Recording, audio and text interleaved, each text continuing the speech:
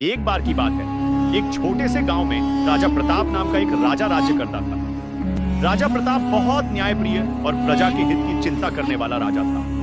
उनका राज्य हरियाली से घिरा हुआ था और लोग सुख चैन से जीवन व्यतीत करते थे। राजा प्रताप के पास एक अनोखा हीरा था जो उनके वंश के पूर्वजों से मिला था। लोक मान्यता थी कि जो भी इस हीरे का मालिक होगा उसका राज्य कभी समस्याओं में नहीं पड़ेगा।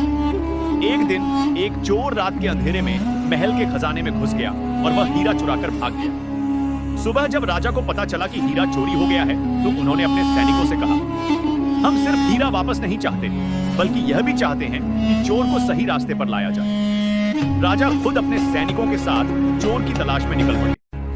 रास्ते में उन्होंने देखा कि एक गरीब आदमी पेड़ के नीचे बैठा रो रहा है और अपने परिवार के भूखे होने की बात कर रहा है। राजा ने सोचा, कहीं यही चोर तो नहीं?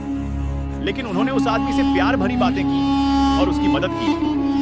थोड़ी देर बाद वह चोर खुद राजा के चरणों में गिर गया और अपने अपराध को स्वीकार कर दिया। राजा प्रताप ने उसे माफ कर दिया और कहा, तुम्हें अपनी गलती सुधारने का एक और मौका दिया जाता। राजा ने उसे अपने राज्य में एक नौकरी दे दी। उस चोर ने जीवन भर राजा के प्रति वफादारी निभाई। दया और समझ के साथ हम किसी भी गलती करने वाले को सुधार सकते हैं।